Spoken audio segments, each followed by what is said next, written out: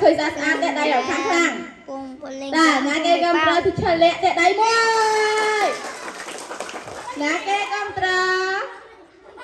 ចំណានតែដៃមួយចាតែដៃគេតិចមើលគេឈ្នះហាណាគេកំត្រអ្នកគ្រូសីនាងតែដៃមួយយើងគិតថាណាគេឈ្នះណាគេចឹងកុំទាយ